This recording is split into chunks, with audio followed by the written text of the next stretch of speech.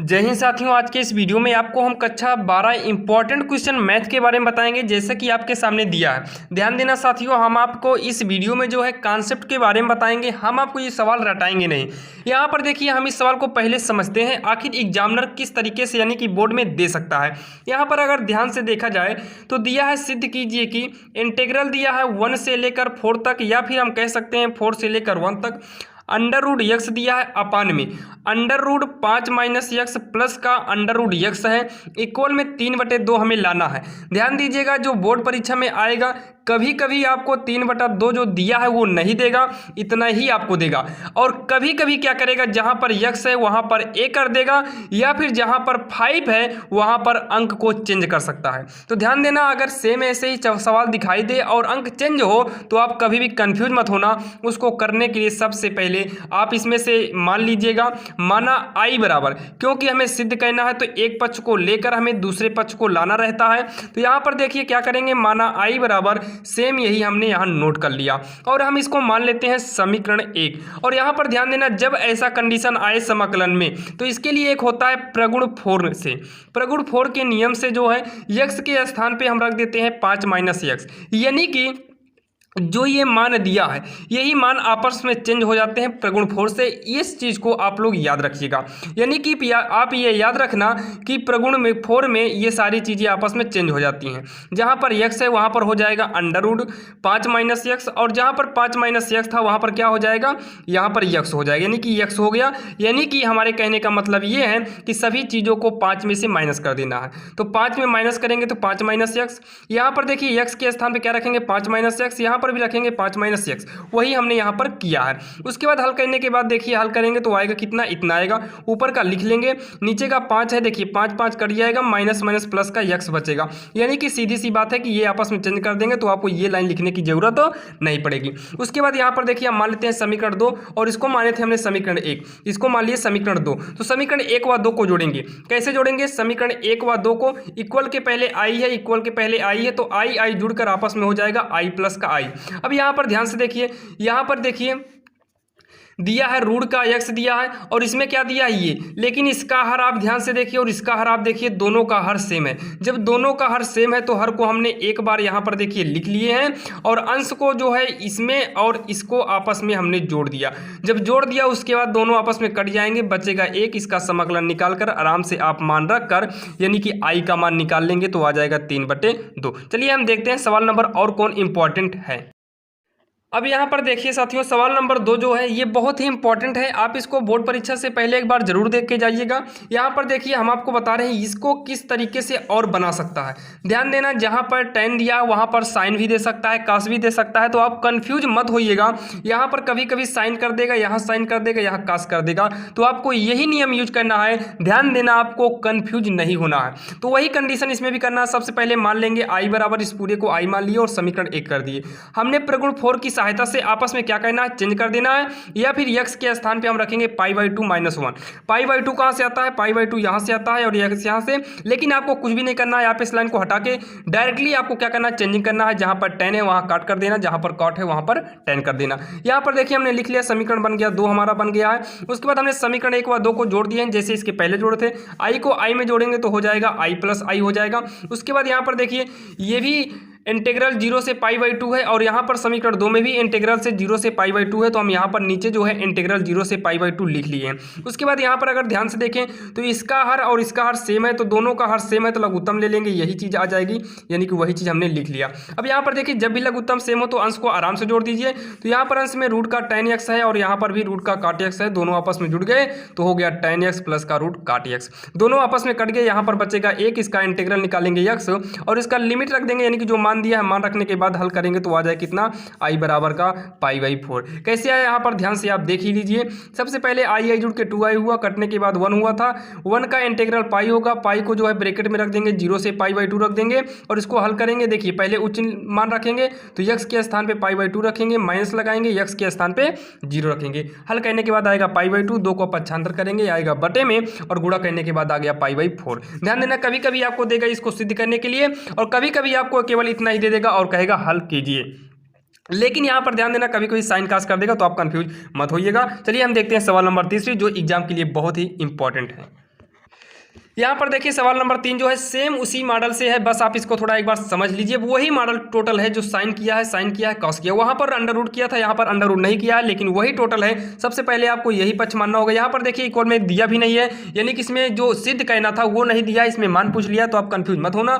यहाँ पर देखिए माना आई बराबर सबसे पहले टोटली यही मान लिए हैं, उसके बाद हमने मान लिया समीकरण 1, उसके बाद हमने प्रगुण 4 का प्रयोग किया। और जब प्रगुण 4 का प्रयोग करते हैं तो ये चीज़ें आपस में चेंजिंग हो जाती हैं, या फिर यहाँ पर हम π/2 माइनस एक्स रखकर भी चेंज कर सकते हैं। यहाँ पर देखिए टोटल वही काम किए हैं, यानी कि कुल मिला के जहाँ पर साइन था वहाँ पर कॉस हुआ, जहाँ पर साइन था कॉस हुआ, और जहाँ पर कॉस था वहाँ पर साइन हो गया। और हमने मान लिया समीकरण नंबर 2। अब समीकरण 1 और 2 को जोड़ेंगे तो हमने वही लिख लिया, समीकरण 1 में समीकरण 2 को जोड़ने पर आई जुड़ के आई प्लस आई हो गया। और उसके बाद ध्यान से देखिए इसका हर और इसका हर तो दोनों सेम है। यहाँ पर साइन कॉस है, यहाँ पर कॉस साइन है, थोड़ा आगे पीछे है। जैसे कहूँ 2 + 3 और 3 + 2 में क्या अंतर है, तो आप कहेंगे नहीं दोनों सेम है। तो सेम ऐसे यहाँ पर भी दोनों आपस में सेम है, तो अंश अंश आपस में जुड़ गए, साइन की पावर 4x कॉस की पावर 4x दोनों आपस में जुड़ के यहाँ पर हमने लिख दिया। इन दोनों को काटेंगे तो इसके स्थान में बचेगा 1, और 1 का इंटीग्रल करेंगे तो होगा x।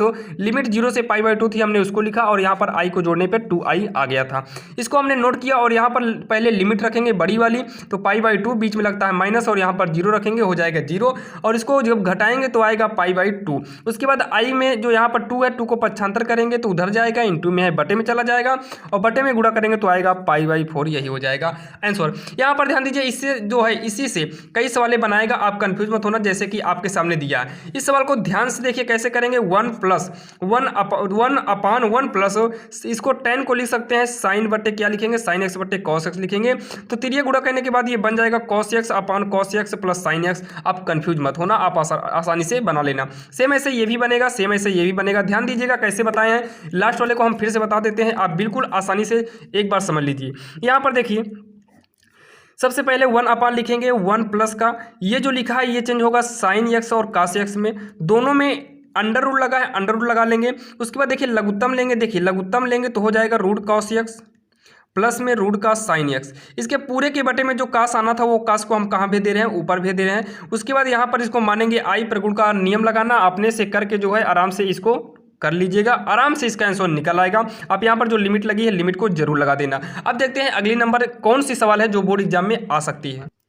अब यहाँ पर देखिए साथियों सवाल नंबर 4 जो है ये देखने में बहुत ही वो लग रहा है, लेकिन ये बोर्ड एग्जाम की सवाल है। अभी हम आपको बताएंगे अगर यहाँ पर x हो जाए तब इसका आंसर क्या होगा। तो यहाँ पर अभी x नहीं है, x को हटा दीजिए। इसको कैसे करेंगे ध्यान से देखिए, दिया होगा dx का मान ज्ञात करना है। तो सबसे पहले ऐसे कंडीशन में अंश व हर में हम cos स्क्वायर से भाग दे देंगे, चाहे आप भाग दे दीजिए या फिर नीचे cos स्क्वायर कॉमन ले लीजिए, लेकिन हम यहाँ पर भाग करते हैं। तो यहाँ पर देखिए cos से जब भाग देंगे तो cos को हम ऊपर ले जाएंगे, हो जाएगा sec स्क्वायर में।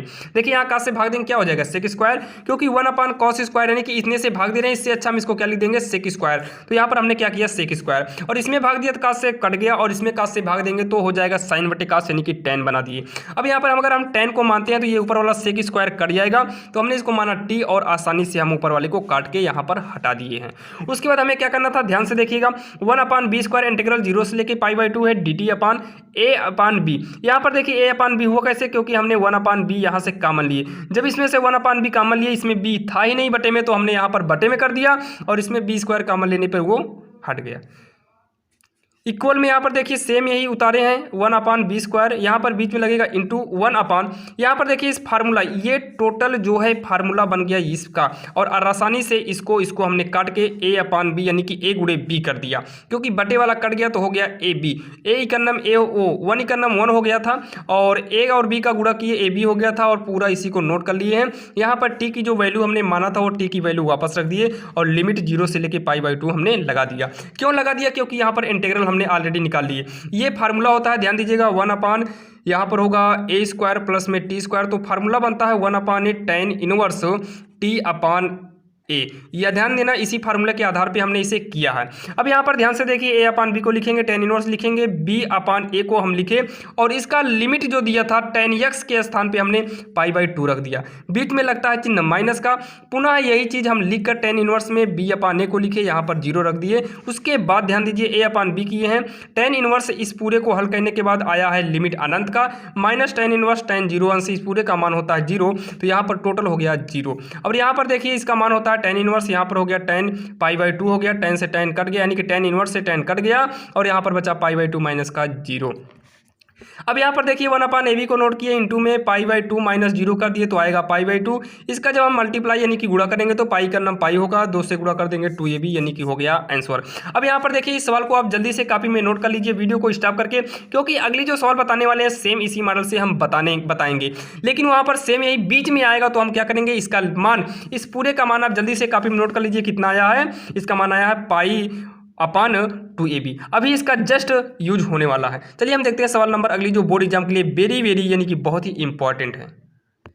अब यहाँ पर देखिए आपके सामने दिया गया है जो सवाल बहुत ही इंपॉर्टेंट है। सेम ये सवाल उसी प्रमेय 4 के नियम से लगेगी। कैसे लगेगी, यहाँ पर ध्यान से देखिए। सबसे पहले हमने मान लिया I बराबर टोटल वही चीजें माना है जो यहाँ पर था। अब यहाँ पर देखिए प्रगुण 4 के से जो है x के स्थान पे हम रख सकते हैं π-x, क्यों रख सकते हैं, क्योंकि यहाँ पर पाई दिया है तो π-x हम आसानी से रख सकते हैं। यहाँ पर देखिए वही करना है, π-x रखेंगे तो इस चीज में देखिए जहाँ पर x मिला वहाँ पर रख दिए π-x।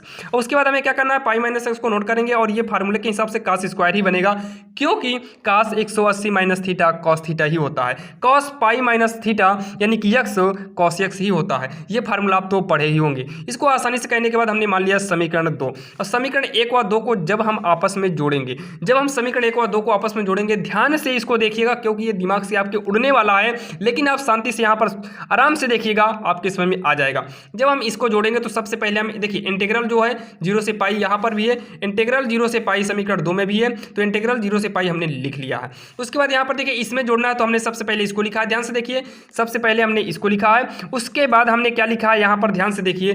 ये देखिए पाई के साथ एक काम करिए, इसको अलग कर देते हैं। जब इसको पाई के साथ अलग करेंगे तो एक इंटीग्रल में पाई के साथ हमने लिख दिया, बीच में माइनस है तो माइनस के साथ इसको हम अलग कर देते हैं। अलग करने के बाद यक्स के साथ ये पूरा है तो एक बार हमने यक्स के साथ भी लिख दिया, एक बार पाई के साथ रखा, एक बार यक्स के साथ रखा। जब ऐसा हम करेंगे तो ये वाला और ये वाला कट जाएगा और बीच वाला हमारा बच जाएगा। तो हम बीच वाले को जब बचा तो बीच वाले को हमने नोट कर लिया, आई जोड़ दिए 2i होगा। उसके बाद क्या किए, इंटीग्रल। यहाँ पर ध्यान से देखिएगा, ये जो पाई था इस पाई को हमने बाहर निकाल दिया है। अभी आप 2 को ध्यान मत दीजिएगा, ये जो पाई था इस पाई को हमने बाहर निकाल दिया है। उसके बाद यहाँ पर जो पाई था पाई लिख दिए, 2 को अभी ध्यान नहीं देना है, बटे में यहाँ बटे कह रहे हैं। यहाँ पर नीचे वाली लिमिट जो है ये 0 है, 1 पूरा हमने यही बटे का नोट किया है। पाई को बाहर कर दिए हैं और बाकी टोटल वही किए हैं, बस 2 को कुछ समय के लिए भूल जाइए। अब यहाँ पर देखिए ये सही से फार्मूला हमारा बन नहीं रहा था। इसे फार्मूला बनाने के लिए, क्योंकि अभी हमने आपको जो है केवल इतना अभी हल करके बताए हैं, इसके जस्ट पहले आपको बताए थे। यहाँ पर देखिए यहाँ पर हम 2 करेंगे, यहाँ पर ये भी प्रगुण के नियम से है, जो कि आप केवल इतना ही जान लीजिए कि जब ऐसा कंडीशन आएगा तो आपके बोर्ड में जब सवाल आएगी तो आप यहाँ पर भी 2 कर देना, यहाँ पर भी 2 कर देना, क्योंकि बोर्ड एग्जाम कल ही है बोर्ड एग्जाम, तो इसलिए आप लोग ध्यान दीजिएगा, इसको जल्दी से करिएगा, क्योंकि अभी इस वक्त शाम हो गए हैं, यानी कि जो बोर्ड एग्जाम है वो कल ही यानी कि आज ही होने वाला है, क्योंकि इस वक्त 9 बज रहे हैं, 9 के यानी कि 3 घंटे बाद जो है आज ही बोर्ड एग्जाम हो जाएगा। इसलिए जो है आप इसको जल्दी से देख लीजिएगा, समय नहीं लगना चाहिए। यहाँ पर देखिए ये जो है बटे में 2 करेंगे, यहाँ पर भी 2 हो जाएगा, तो ये हमारा फार्मूला बन जाएगा। 2 पाई को नोट किए, इस पूरे का हल अभी इसके जस्ट पहले बताए हैं, ये आया था कितना, π/2ab। यहाँ से हम देखिए इस 2 को इस 2 से काट दिए हैं, i इक्वल में पाई का गुणा करेंगे, पाई स्क्वायर बटे में है 2ab, यही हो जाएगा आंसर, जो कि इंपॉर्टेंट है। आप इसको 1-2 बार जरूर पढ़ के जाना। अगर आप ये चाहते हैं कि हम बिना पढ़े बिना कुछ किए अच्छा नंबर लाएं, तो आपको एक जस्ट वीडियो बनाएंगे जिसमें आपको केवल हम पास होने की ट्रिक बताएंगे। अब मिलते हैं दोस्तों नेक्स्ट वीडियो में, तब तक के लिए जय हिंद।